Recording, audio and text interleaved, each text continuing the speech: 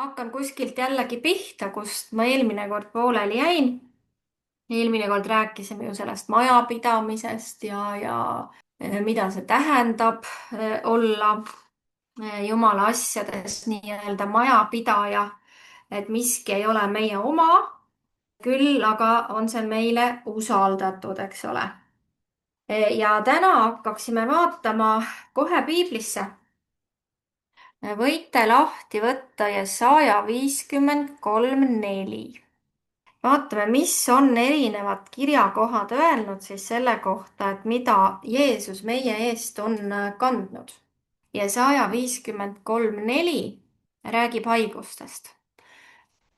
Ent tõeliselt võttis ta enese peale meie haigused ja kandis meie valusid. Kas see tähendab seda, et Jeesus 33 aastat oli haige, et ta kogu aeg kandis, kogu oma eluaja kandis meie haiguseid, kandis meie valu? Ei ole. Nii ei olnud. Vaatame edasi. Teine kiri Korintlastele 5:21. Ta on teinud patuks meie asemel selle, kes patust midagi ei teadnud, et meie saaksime Jumala õiguseks tema sees. Ehk Jesaja kirjakoht rääkis meile haigustest, see kirjakoht räägib meile patust. Ja Galaatlastele 3:13 ütleb, et Kristus on meid seaduse needusest lahti ostnud, kui ta sai needuse meie eest.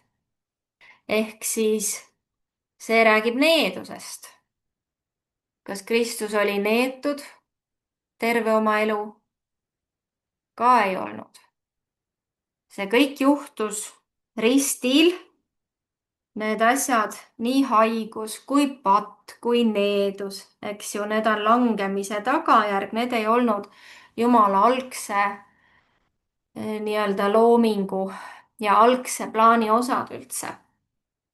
Nii et haigused, valud, patt, needus, ta on kõigest sellest meid vabaks ostnud ja ta on meie asemel need kandnud, eks ju. Teise Korintlaste 8:9 ütleb nüüd sedasama, aga räägib vaesusest ja rikkusest. Te ju teate meie issanda Jeesuse Kristuse armu, et tema, kuigi ta oli rikas, sai teie pärast vaeseks, et teie saaksite rikkaks tema vaesusest.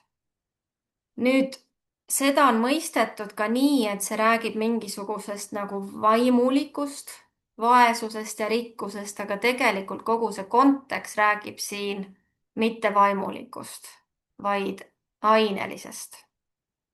Nii et kui need eelmised kirjakohad on tõesed, et Jeesus tõesti on ristil kandnud meie needused, meie patu, meie haigused, meie valud, kas siis ei peaks olema tõene ka see kirjakoht, mis ütleb, et ta on saanud vaesuseks meie eest? On selline, kas seda nüüd võib nimetada müüdiks või võib seda nimetada selliseks natukene levinud arusaamiseks, et vaene olla on vaimulik või on nii-öelda vaimulikum või vaimsem, et see on kuidagi puhtam. Samas me oleme siin 2 nädalat vaadanud ja lugenud väga paljusid kirjakohti selle kohta, kus piibel tegelikult otseselt käsib Jumala rahval vaeseid aidata. Ja siis võiks küsida niimoodi, et kas see austab Jumalat, meie isa? Kas see austab Jumalat rohkem, kui meie suudame oma eludega tõestada, kui vähesega on võimalik üldse toime tulla? Et kas see ei tähenda seda, et ei ole maailmas rikkaid, ei ole maailmas vaeseid, aga mu küsimuse tõstatus on, et kas see on tõene, et vaene olla on kuidagi õilsam? laul 35:27 ütleb, et hõisaku ja rõõmutsegu need, kellel on hea meel minu õigusest ning öelgu alati, olgu kõrgesti ülistatud Issand, kellele meeldib oma sulase hea käekäik. Ehk Jumal siin ütleb selgelt, et talle meeldib oma sulase hea käekäik. ometigi Luuka 6. peatükis me loeme, et Jeesus ütles jüngritele, õndsad olete teie vaesed, sest teie päralt on Jumala riik. Ent häda teile rikkaile, sest teil on lohutus juba käes. mida see siis saab tähendada? Need vaestele ta ütleb, et teie olete õndsad, sest Jumala riik on teie päralt. Aga rikastele, et teil on lohutus käes juba. Jeesus ei ütle ju siin seda, et suure õnnistuse saamiseks me peaksime kõik olema vaesed, kurvad, tagakiusatud, näljas, vihatud. ta tegelikult esitab siin omamoodi väljakutse ühiskondlikule arusaamale ja see ilmselt kehtis tollel ajal ja nagu me võime täheldada seda ka praegusel ajal, nagu rikkad oleksidki juba õnnistatud. nagu rikaste rikkus oleks märk nende õnnistusest, on ju. ja sellele ta esitab väljakutse. ta ütleb, et tõeline õnnistus on selles, et Kristuses on Jumala kuningriik saanud kättesaatavaks kõigile, ka neile, keda oma vaesuse tõttu nii-öelda ühiskondlikult üldse ei peetud õnnistatuiks. seega Jumala kuningriik on kättesaadav vaestele, on kättesaadav haigetele ja teisest küljest siin, et need, keda peeti õnnistatuiks, kuna nemad olid selle ajastu rikkad, ei olegi seda tegelikult. et selles ei peitu õnnistus. Sest kui nad on rikkad, aga nad on väljaspool kuningriiki, siis nad on ikkagi neetud. Nad ei ole õnnistatud. et see on see, mida Jeesus siin ütleb. et vaesed, teie päralt on, te ei ole, see on kõik teile samamoodi kättesaadav. aga rikkad, teie ärge arvake, et te olete sellepärast juba õnnistatud, et te olete rikkad. kui teil ei ole ligipääsu, kui te ei ole sisenenud Jumala kuningriiki, siis teil tegelikult ei ole mitte midagi, see on üks butafooria, see on eksitus. nüüd vahel on ka selliseid mõtteid, et selline tõeline alandlikkus Jumala ees tähendab seda, et mul on vaja ainult seda, mida mul on enda esmavajadusteks tarvis. mul ei ole enamat tarvis, sest et ma tulen toime vähesega. eelmised 2 nädalat me oleme rääkinud sellest, et Jumal tahab, et me oleksime kõige tema oma majapidajad ja tema on kõige omanik, eks ole. ta saab ainult oma lastele, küpsetele poegadele usaldada kogu majapidamise. Need, keda ta on juba läbi katsunud väiksemates asjades, keda ta saab järjest suuremate asjadega usaldada, keda ta tunneb, jah. sellest vaatest mõeldes, et Jumalal on täitsa piiramatult kõike ja meie oleme need, kelle kaudu ta saaks seda jagada. kas see siis mitte ei ole natuke isekas, kui meie oleme kanalid, Jumala varanduse majapidajad ja me leiame, et enamat nii-öelda läbi selle minu isikliku kanali ei peakski liikuma kui ainult see, mis mul enda esmavajadusteks vaja on. ja miks sõna käsib meil siis vaeste eest hoolt kanda? samas on väga selgelt ka öeldud, et tööd tuleb teha, mitte lihtsalt oodata, et meie oleme majapidajad, kõik on Jumala oma, et muudkui see voolab meile ja meie kaudu. aga tegelikult sõna on ju väga selge ka selles, üsna karmilt lausa, ütleb 2. Thessalonika 3. peatükk 10. salm, et kes ei taha töötada, ärgu ka söögu. selge. siit läheb edasi. me kuuleme ju, et mõned teie keskel elavad korratult ja ei tööta, vaid janditavad. Noh, janditavad. Veits teen, siis enam ei viitsi. Niisuguseid me käsime ja manitseme issandas Jeesuses Kristuses, et nad vaikselt töötades sööksid oma leiba. Ja nii et töötamisest ei pääse. Nüüd edasi. Tegelikult väga õige printsiip. Tänulikkus, rahulolu sellega, mis sul on. See on kõige alus, et me tegelikult oleme tänulikud selle eest, mis meil täna on. Ja selle kohta esimese Timoteuse 6. peatükis on ju väga hästi öeldud, et Jumala kartus on suur tuluallikas, kui inimesele piisab sellest, mis tal on. Siin ta räägib selles kontekstis, et kuna me ei ole midagi siia maailma toonud, siis me mitte midagi siit maailmast ära viia ka ei saa. Ja kui meil on elatist ja ihukatet, siis olgu neist meile küll.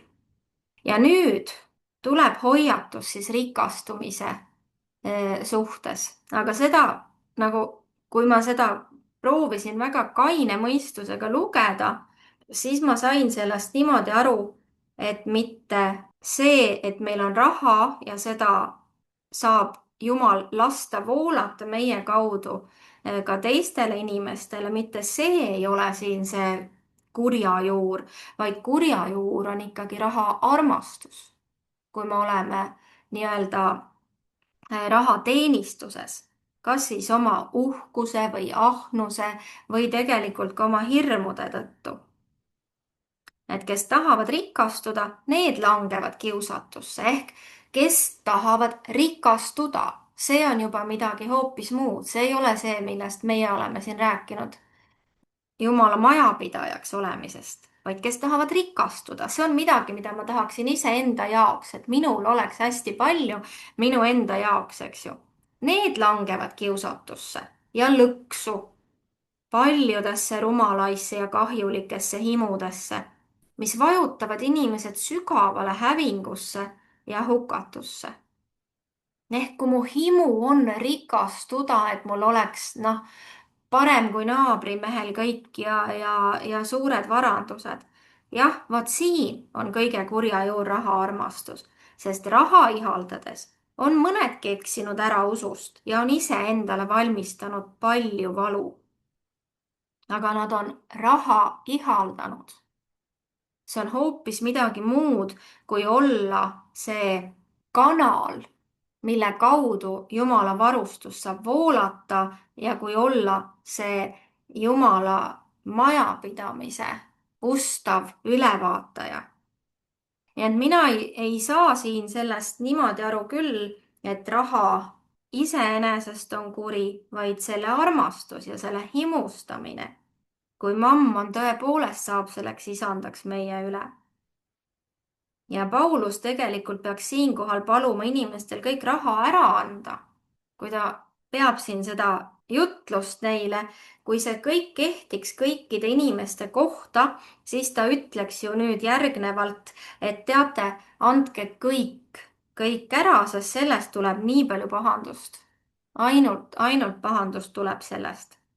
Aga kui siit edasi lugeda, siis ta ei tee seda, vaid ta ütleb nendele samadele rikastele, kes siis tol ajal rikkad olid. Nüüd ta kõnetab neid, et enne ta on öelnud, et millised ohud on. Aga nüüd ta kõnetab neid. Käsi, et nad ei oleks ülbed ega loodaks ebakindlale rikkusele. See on seesama, et rikkus ei taga neile mitte midagi. Aga rikkal on hästi lihtne, võib-olla rikkal on lihtsam mõelda, et see tagab talle selle turvalisuse, eks ole, mida ta vajab. Aga sõna ütleb selgelt, et see on ebakindel. Käsi, et nad ei oleks ülbed ega loodaks ebakindlale rikkusele, vaid Jumalale, kes valmistab meile kõike rikkalikult maitsmiseks. Ja jällegi käsi neil teha head. Saada rikkaks headelt tegudelt, olla lahke ja helde käega. helde käega ehk siis jagades välja jälle, talletades enesele vara heaks aluskiviks tuleviku tarvis, et haarata kinni tõelisest elust.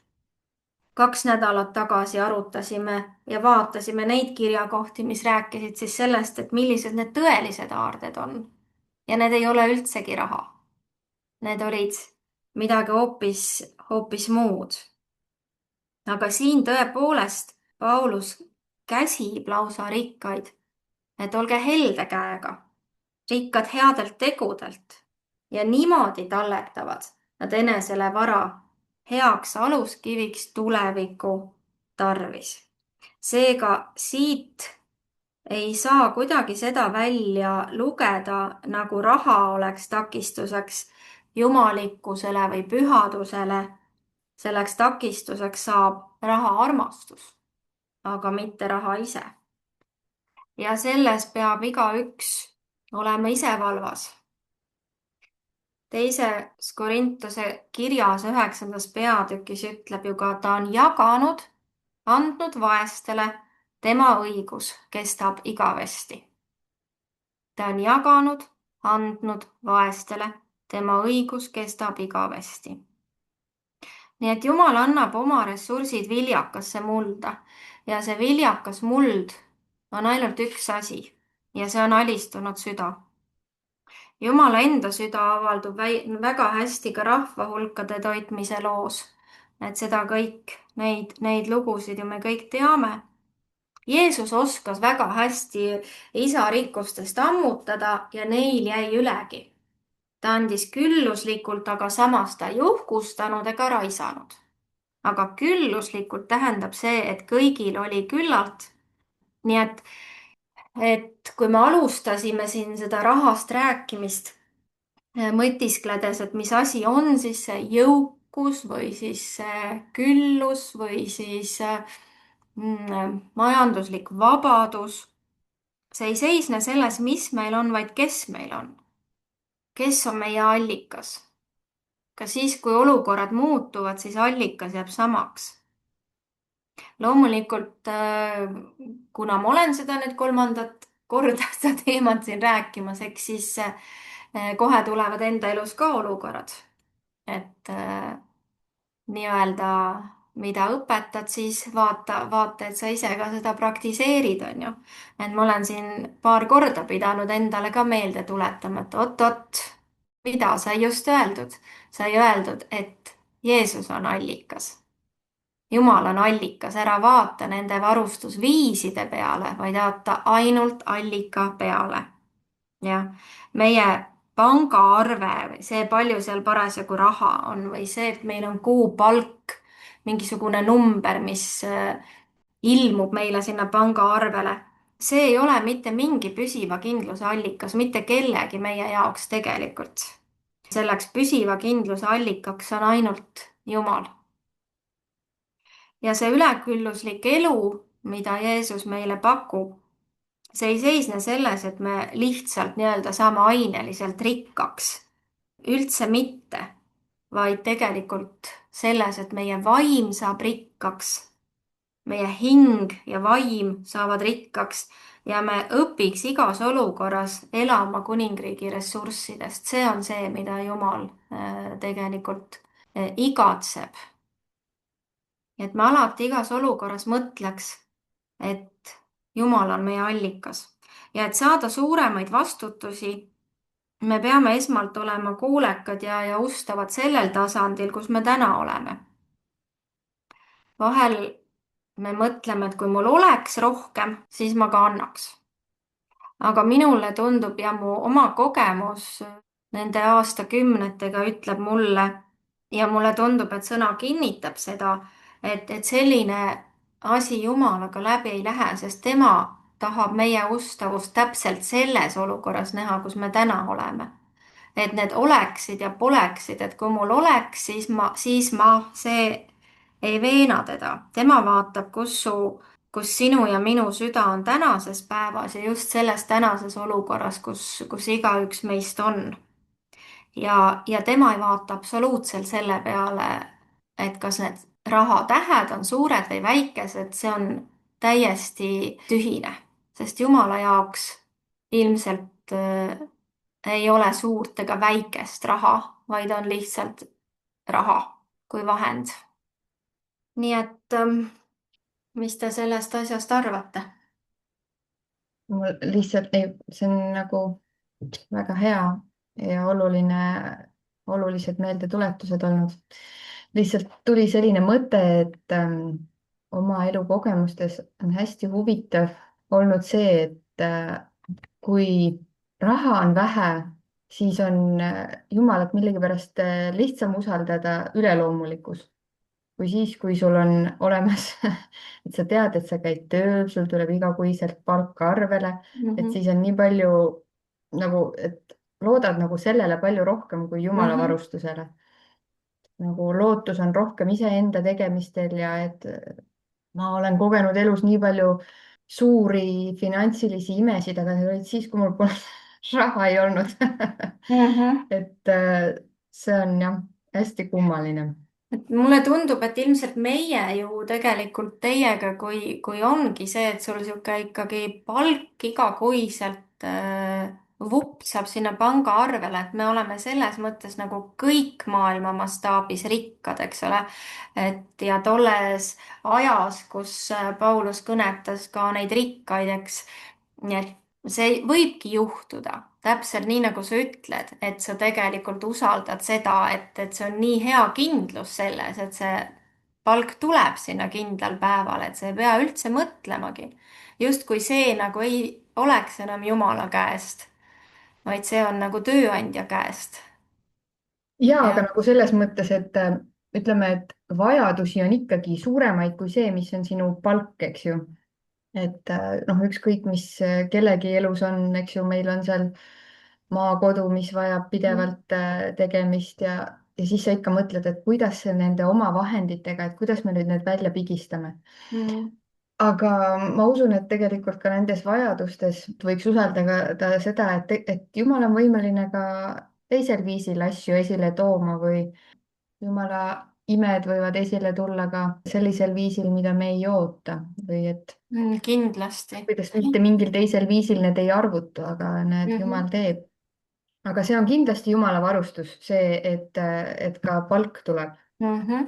et seda üldse teisiti ei saagi vaadata, aga mul on olnud, ütleme, kõige stabiilsem töö tegelikult selles osas viimased 4 aastat, aga noorena, kui ma veel vallaline olin, et siis tegelikult minu nagu selline sissetulek on olnud alati seotud kuidagi koguduse tööga erinevates valdkondades. ma olen väga palju lihtsalt vabatahtlikuna nagu oma aega panustanud ja andnud. aga ma ütlen, et hästi huvitav ongi see, et lõppkokkuvõttes vaadates tagasi sellele ajale, puudust ei ole olnud, et Jumal alati varustas, et need noh, ütleme, et kirikuliinis palgad olid ju alati Mhm. imeväikesed, aga mitte midagi ei jäänud tegemata, kui mul oli nagu nii kindel teadmine ja läkitus, et Jumal tahtis mind saata kooli USA-sse ja no ütleme, sissetulekut ju praktiliselt oli väga väike ja siis ka kuidagi Jumal andis südamesse rääkida oma pangaarvele. et Mhm. vaatasin oma pangaarvet seal, ma ei tea, võis olla, siis oli veel tol ajal oli Eesti raha, võib-olla mõnisada krooni oli seal arvel. ja ma ütlesin, et Jumal, ma tean, sa oled mu südamesse pannud selle asja ja ma tean, et minu pangaarve ei dikteeri seda, mida sina ütled. ja siis hakkasin oma pangaarvele kuulutama, et see, mis Jumal ütles, see saab võimalikuks sina mulle ei dikteeri. ja see juhtus, ma ütlen täiesti imelisel viisil, Jumal tegi väga huvitavaid asju. ma ei hakka nendest pikalt rääkima, aga nagu jah, et, noh, ilmselt need viisid olid sellised, mida sa ise ei oleks oma peaga välja mõelnud. ei mõelnudki ja need olid sellisel hetkel, kui mina ootasin, noh näiteks kui ma viisat läksin taotlema, siis ma arvasin, et Jumal annab mulle ennekindluse, et enne kui ma viisat lähen taotlema, et juhtuvad need imed. aga ei olnud, ma pidin nagu täiesti usus minema, et ka see konsul mult ei nõua neid finantsilisi Mhm. tõendeid, mida mul ei olnud lihtsalt näidata. ja jumal tegi sellise ime, et mult ei nõutud neid vahendeid.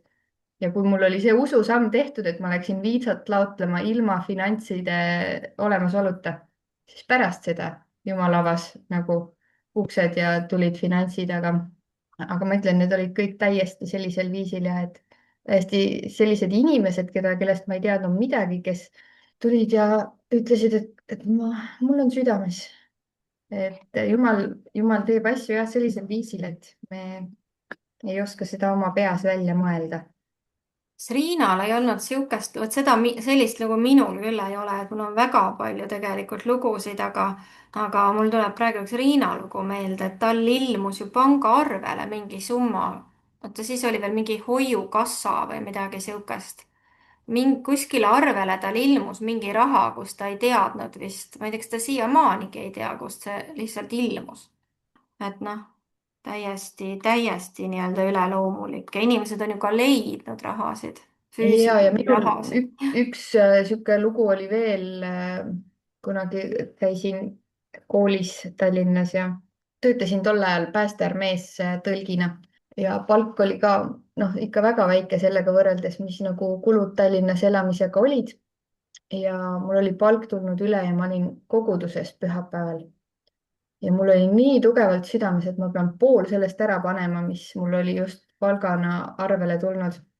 ja ma mõtlesin, jumal, mina ei tea, et see on täiesti imelik, et nagu noh, sa tead, et sul on nii suur puudus, su vajadus on nii palju suurem kui see, mis mul palgaks tuli ja mis mul arvel oli.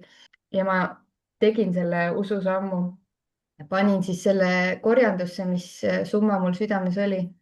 ja järgmisel päeval minu vanatädi Kanadas saatis mulle praktiliselt 10-kordse summa sellest, mis ma olin ära andnud.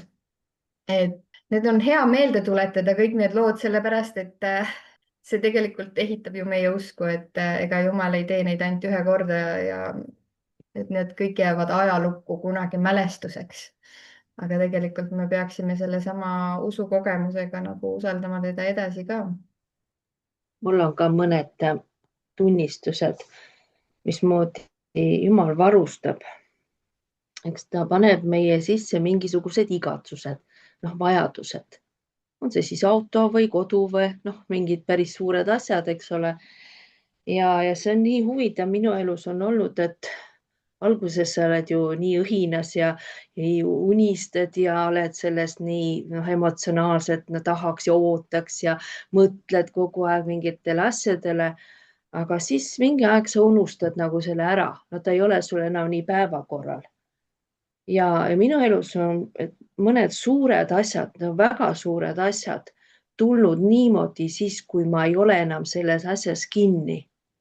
ja siis on õige aeg vastu võtta, kui see asi tuleb esile, siis sa vaatad seda nagu mingi ullikene, et okei, ahaa, aitäh, et seal ei ole selle ülevoolavat emotsiooni või mingit asja, siis sa oled nagu valmis vastu võtma selle. see on nagu mingi küpse aeg või et siis ahah, on ka nii või ja nii ongi, et see on hästi huvitav, et mitu asja, et kus on nagu, ma ei tea, kas siis valmistab või küpsetan mu südant, et niimoodi, et ma nagu oskan, et siis on nagu sihuke täis rahu ja ühtegi emotsiooni, vaid siis ongi nii või, päriselt ka või noh, et see on hästi-hästi huvitav. ilmselt see alistunud süda juba on tegelikult hästi rahulik, on ju. et noh, mina igatsen, kui tuleb, siis tuleb, kui ei tule, siis on ka hästi, et noh, et sellest ei sõltu sul tegelikult see sinu hingerahu, sinu rõõm. kui ei tule, siis see ei muutu kibestumiseks. samas on olnud, sa vaatad selle reaalsuses, eks ole, ma siis Jumalat väga niimoodi ei tundnud ja olin küll tema oma juba, aga noh, vaatad reaalsete silmadega, eks ole, et noh, ja siis nagu lased selle, et noh, see ei ole üldse võimalik. noh, lihtsalt see ei olegi võimalik.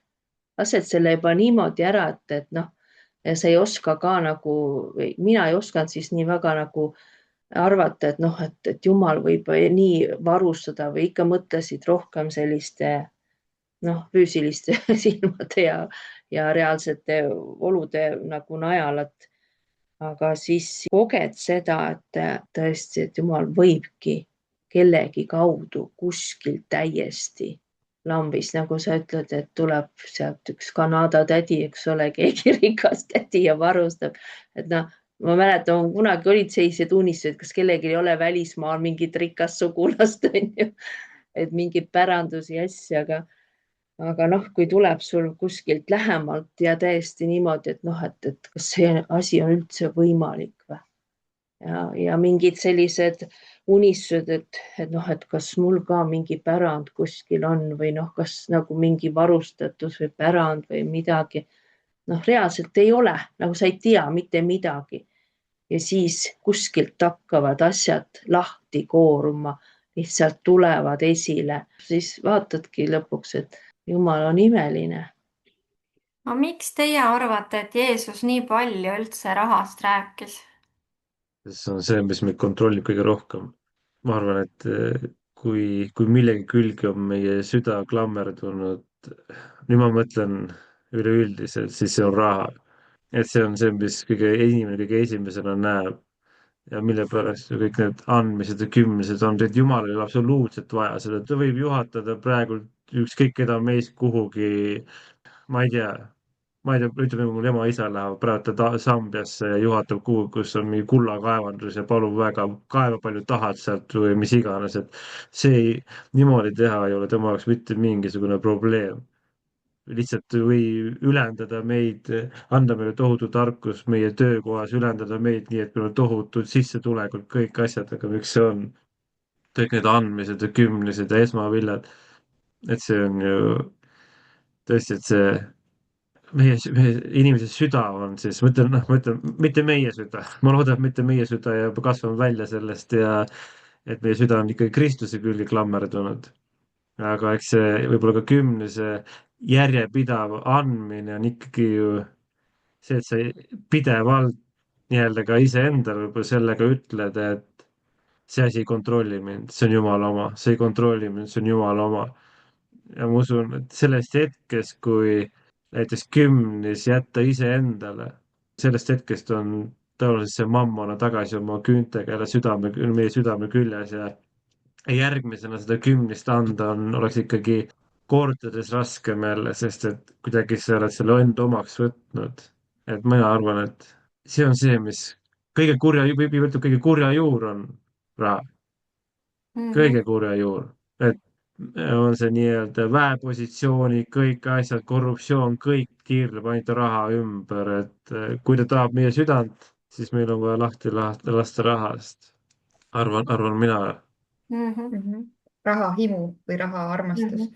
ja ma arvan, et jah, sellepärast ajaloos on ju olnud väga palju nii-öelda ka sellist täiesti äärmuslikult vastupidist suhtumist, eks ju, miks need paljud, noh, väga askeetlikku elu on elanud, eks ju, Mhm. paljud sellised jumalakartlikud inimesed, seal on nendest pühakutest olnud jutte, Mhm. kes ülivähese asja, toidu ja kõigega püüdnud hakkama saada, on ju. no vot, on See on olnud mõjutanud, igasuguseid aegu. jah, ongi aga see on kõike seda. mõjutanud ka Mhm. tänaseid neid pühitsusliikumisi või nagu jah. sellist palju arusaama sellest, et rahasse suhtumine on ka väga negatiivne Mhm. olnud või noh, üldse ettevõtlikkusesse ja oma et äri see on tegemisse väga ja kõigesse on nagu, mittapistlik, eks ole. et see, et kuidagi vabadus selles oleks suhtumises rahasse, see on selline väljakutse, et raha ei valitseks meie üle, aga et meie kaudu ikkagi saaks Jumal ka teisi õnnistada või et kuidagi. et see, et inimest ohustab rahaahnus, see on meile teada, aga võib-olla kõige selle vaimuliku küpsemise ja täisealiseks pojaks kasvamise juures on see üks lõppetapp meie jaoks ka see, et me oleme vabad. vähemalt see on midagi, mille poole nagu püüelda ja iseennast läbi katsuda ja ilmselt raha jääb nagu alatiseks selleks kohaks, kus ikka võid jälle komistada. et pead olema iseenda südame suhtes nagu valvas, on ju. tuleb siit nagu mõtted, et kui sa näiteks, kui oled varustatud täiesti kõigi vajalike asjadega, noh, sul on kõik olemas, kõik vajalik on olemas elamiseks, on ju, et siis on nagu lihtsam ju nagu lasta see nagu lahti, aga kui sa oled kogu aeg mingi piiri peal ja kitsikuses, et kas siis on väga kerge sellest kõigest, et las olla ja on nagu on ja et see ei ole nii oluline. Et võib-olla see natuke määrab nagu rolli ka. Vot ma ei tea. Tuleneb muidugi see südame hoiakust. Pigem on ikkagi see süda, mulle tundub. mulle Et- tundub ka, sellepärast et noh, ma olen alati imetlenud. No minu jaoks need on olnud alati siuksed juba vanaemad ja memmed, kes on nagu, sa tead, et neil endal ei ole palju, aga nad on nii avatud südamega, nad alati tahavad sulle anda. Nad annavad oma parimat, katavad sulle laua või et sa tead, et neil ei ole külluses, nad on ise sellised, elavad väga vähesega, aga nad on rahul sellega ja nad tahavad alati teistele anda. et kuidagi tundub, et see andev süda on see, mis võib-olla teeb nad nagu rahulolevaks või käib see vastupidi, ma ei tea, et rahulolu sellega, mis sul on, avab südame teistele alati anda. et see on midagi, mida ma alati olen imetlenud. no neid on kindlasti, inimesi on palju, kes on sellised, aga mul on nagu just niisuguste vanemate memmedega nii palju selliseid kogemusi. no vahest on see inimene ka selline kiiresti kohanev, et ütleme, suurema vabadusega me kohaneme kiiresti ja sellest saab nagu uus norm. ja siis on jälle niisugune tunne, et tegelikult ega ei ole midagi üle. ja siis sul on jälle natuke rohkem ja sul on jälle nii-öelda see tase meie sees nagu tõuseb, et see on jälle mingi norm, et on muidugi neid inimesi, kes on väga tublid selles ja suudavad noh, kaine mõistusega seda piiri hoida, aga ma arvan, et inimestel on kindlasti see ohukoht, et sul nagu alati võib olla see tunne, sest isu kasvab, et tegelikult on küll rakendust endalgi rahale. minul on üks kogemus. nii. see oli 92. aastal, kui see raha vahetati ja saime ainult 75 krooni. ja meil oli siin Tabasalus Aare Kimmelite teate. tema siis pastor ei olnud, aga tema tegi meil piibletundi ja me olime seal koos ja mis meid umbes oli 20 inimest selle ringis. ja temal oli sünnipäev tulemas, aga temal käis sealt Agudis sealt Rapla rajooni lähedalt. ja siis arutasime, et tal tuleb sünnipäevad, et kas kellelgi on raha kaasas ja minul juhtus olema 50 krooni kaasas, aga 75 ju vahetati. ja ütles, et nad toovad järgmine kord siis ja maksame tagasi. ja arvestasid ära ja seda ma enam ei mäleta, kui palju neid oli ja kui palju. ja mina siis andsin see 50 krooni ära ja järgmine kord või ülejärgmine kord ainult 2 inimest andsid. ja rohkem ei. ja hakkab kripeldama, aga ei taha, julge küsida ka. ja tuleb südamesse Jumala poolt loobu. ja ma loobusin ja unustasin ja lood täielikult ja Jumal võtab ära ka. et sul andsid välja, ei taha ka enam. ja läks aeg mööda ja ma tean, meil oli siin üks soomlane ja mina tegin ka pühapäeva koolitööd lastega ja siis oli Soomes mingisugune lastekonverents, et tule, et lähme Soome ja sinna konverentsile ja siis olid mul ühed tuttavad ka seal, ühed eestlased ja siis ma olin 2 nädalat seal. aga enne seda siin kirikus, kus ma käisin, tuleb üks inimene, üks vend minu juurde, et tal on südames üks kümblik mulle anda. ja võtan kodus selle lahti, 300 marka, siis korruta 6-ga, kui palju ma nüüd tagasi sain. ja mina ei teadnud, et ma veel sinna Soome lähen ja veel külalise nende külla ka kellelegi. ja see oli nii, et loobud sa issand annab. ja ma olen seda nii palju elus kogenud, kus on meie süda, mille küljes kinni on. ja kui me käime Jumalaga ja Jumala vaimus, ta vabastab täielikult. on küll jah, sellised olukorda olnud, et ei tahaks ikka anda, nagu see kevades on ka, pole endalgi vähegi, eks ole. aga kui sa Jumalaga käid ja püha vaim annab märku ja siis on pärast see niivõrd hea seda loobuda ja siis sa iialgi ei tea, kuidas Jumal varustab millega muuga. nii, see oli minu väike tunnistus. Aitäh, nii tore lugu. tuleb ikka meelde, kas see vist Sam Solen, kes ütles seda, kes oli nagu juba aastakümneid tagasi, kui ta ka nagu Jumalale põhimõtteliselt ütles niimoodi, et miks sa ei võiks mind umbes nagu rikkaks teha, et nagu siis saab nagu kõiki asju teha ja nagu Jumal saab kasutada, kuidas tahab ja kõik see. siis Jumal ütles talle, et sa oleksid minust sõltumatu. et miks ma peaksin tegema sind minust sõltumatuks. et see on samamoodi, et see finantsiline vabadus, mida inimesed nii ihkavad ja mida nii kangesti taga ajavad, see on ju tegelikult see, et ma tahan olla sõltumatu Jumalast. ma tahan ma tahan saada ise hakkama, mul ei ole, ma ei taha sõltuda Jumalast ja tegelikult see on võib-olla inimese loomuses on ka see, et Jumal, et miks sa ei võiks nagu anda mulle palju, teha mind edukaks ja et ma oleksin nagu nii tohutult rikas, küll mina siis annaksin. aga siis Jumal ütleb, et see oleks minust sõltumatus, et see ei peaks ühes valdkonnas ma ei peaks Jumala peale lootma ja iseennast alla andma ja nii-öelda ootama neid imesi ja läbimurdeid ja kõik see, et see on selline, et tegelikult see ühiskond on meile ka ju maalinud sellise pildi, et me võib-olla näeme, et meil ei ole piisavalt. ükskõik kui palju sul on, aga sul ei ole piisavalt. aga see on see, mis positsioonis sa vaatad seda, kas sa vaatad sellest positsioonist, mis on meie ühiskond, ütleme nagu eriti võib-olla Rootsi ühiskond, mis on sulle ette maalinud, et kus sul on see villa, 3 WC, villa, Volvo, et nii-öelda, et sul on oma maja, sul on see uus Volvo maja ees ja siis on see Volvo ja see kutsu nii-öelda. et selline ilus, idülliline see elu, et kui sa vaatad oma olukorda sellest lähtuvalt, mis siin ühiskond on ette maalinud, ilusad autod ja uhked majad, siis tõesti, sul ei ole mitte midagi, oledki vaene rott.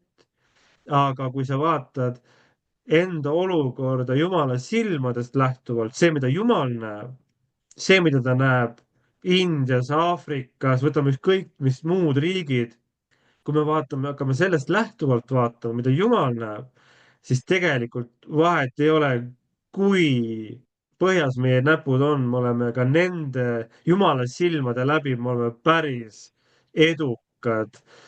kui meil on katus on pea kohal, arved on enam-vähem makstud, kõht on ka suht täis, me oleme juba päris heal järjel me selle oleme järgi, mida Jumal meie näeb. teiega siin maailma elanikkonnas oleme ikka absoluutses selles kohas, mida võib nimetada meie ajastu rikasteks.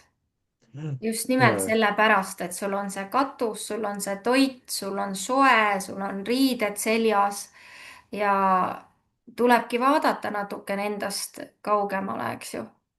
et siis võib-olla see andmine on ka lähtuvalt sellest, et aga mul on kõik see olemas.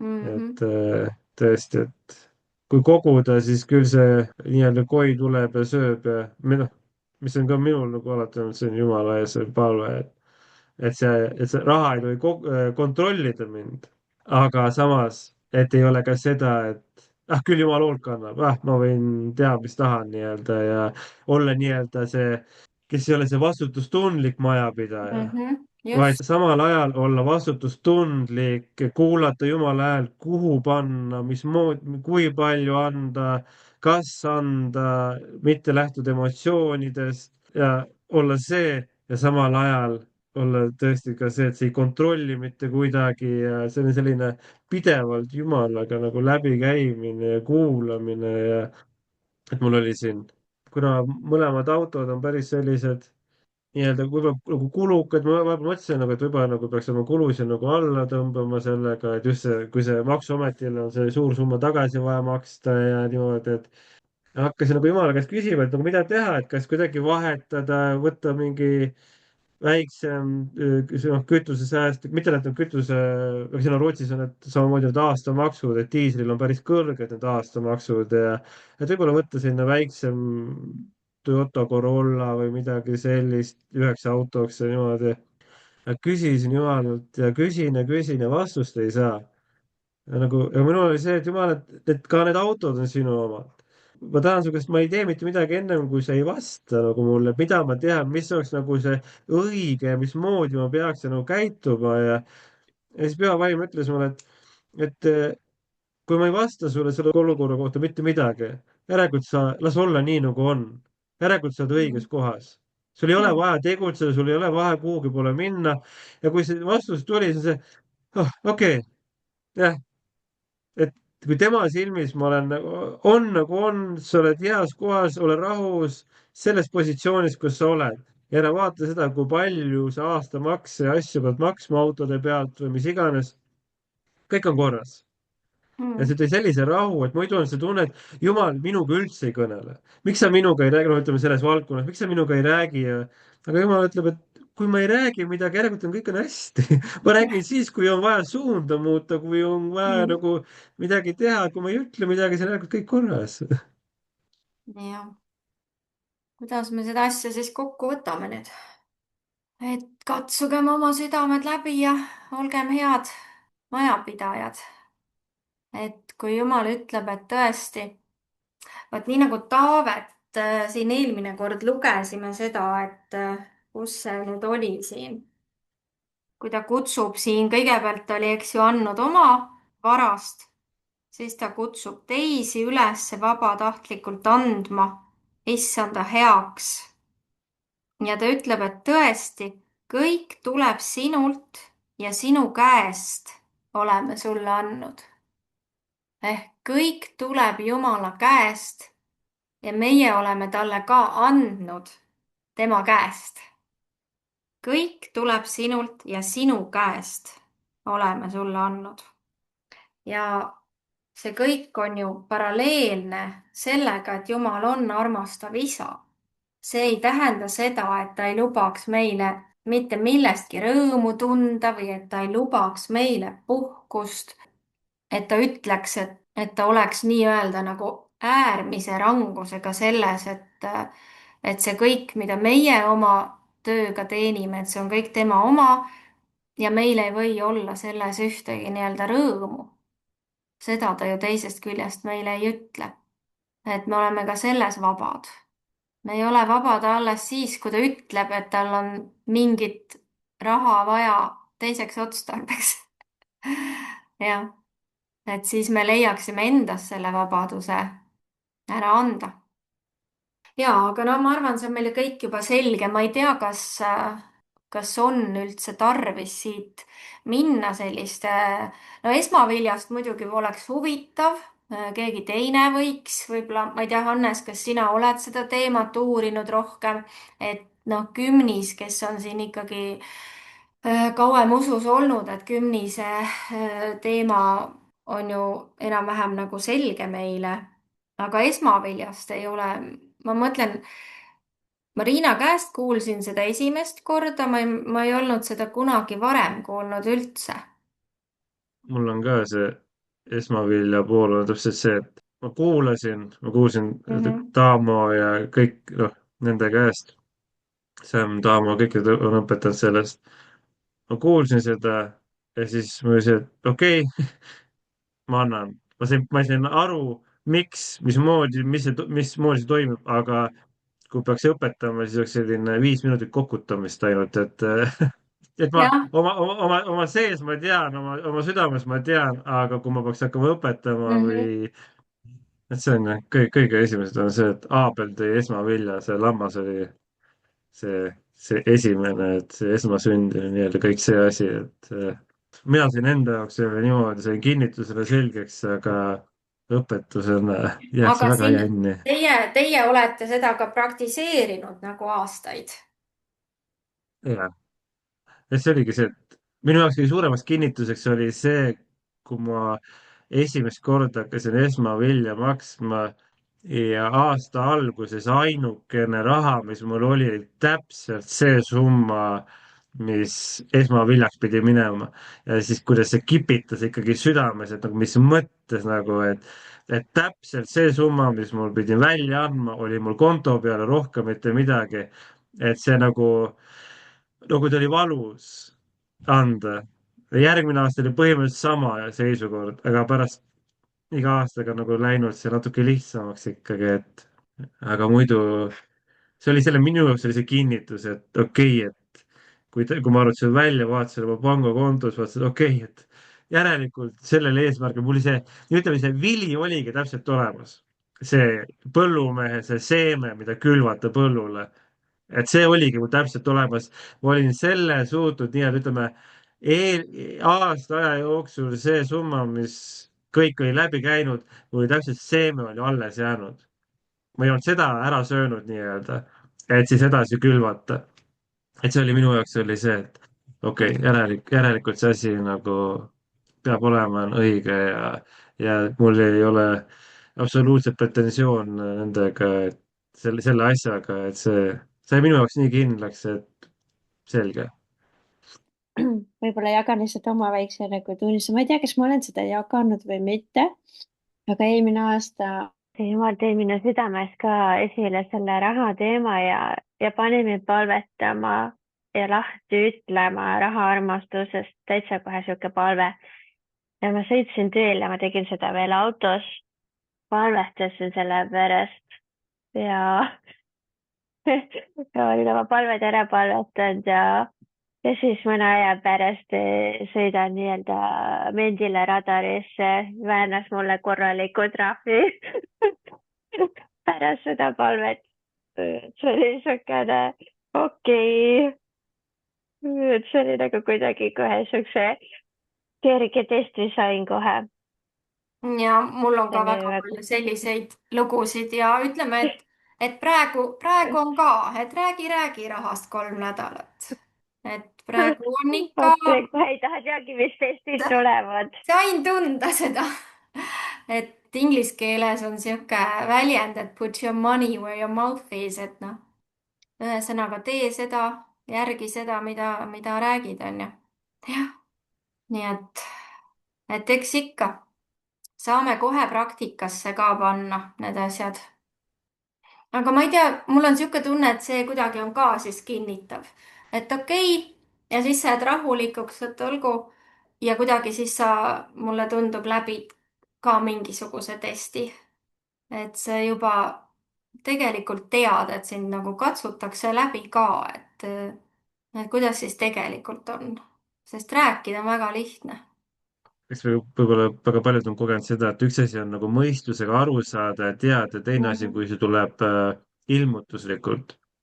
Ja minul tuli eelmine nädal või üle-eelmine nädal tuli alles nagu ilmutuslikult tõesti või nagu mitte, ta on nagu veel rohkem nagu kinnitus ja kuidagi sellise, ossoo, selle teadmise on kümnise kohta oli see, et kus ma noh, 10 annan, aga kuidagi see aasta, see nädal tuli see sellise ilmutuslikult, et oota, kui ma annan 10, siis ma ei anna selle inimesele, vaid ma annan Jumalale. ja see nagu, võib-olla see kuidagi nagu natuke lõhkus ka seda rahast kinnihoidmist. et selles mõttes see tuli sellise teadmise, oota, ma ei anna seda, niikaua kui sa näed, et sa annad, kas on 10 esmavili või lihtsalt andmine, noh, lihtsalt, mis sa annad nagu annetus, nii-öelda jah. annetuse, jah. et niikaua, kui sa näed, et sa annad selle inimesele, siis seal võib-olla mingisugune, võib-olla on veel mingisugune asi nagu küljes, seal võib-olla nagu süda nagu võib-olla nagu raskem või niimoodi.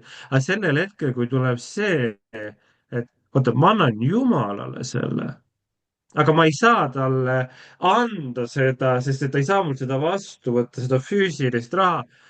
ja ma annan nüüd selle raha, annan sellele, kelle kelle Jumal on määranud nii-öelda vastu võtma tema ees selle, aga ma annan talle selle, see on tema oma ja see on see, mis sa mõistusega tead, õpetuslikult tead, aga sellel hetkel, kui see nagu südames tuleb sellise, ah soo, ja sa tunned nagu mingi see nagu tõnk, midagi nagu, mingi ahel murdub või millestki oled jälle vaba, mingi teadmine või nagu mingi, ütleme, et see ahel nagu murdub südame küljest jälle ära ja sa tunned, sul on alati kergem, No sa jälle annad natuke nagu kergem kontrolli anda. ka ära siis selle raha kasutuse üle, et noh, et kui sa oled Jumalale andnud, mitte inimesele, siis ei ole ka absoluutselt enam sinu asi, mis selle rahaga edasi saab. Või Täpselt. jah, peaks selle kuidagi palves ka siis kokku võtma, et oleks tõesti Jumala ees see puhas süda nendes asjades.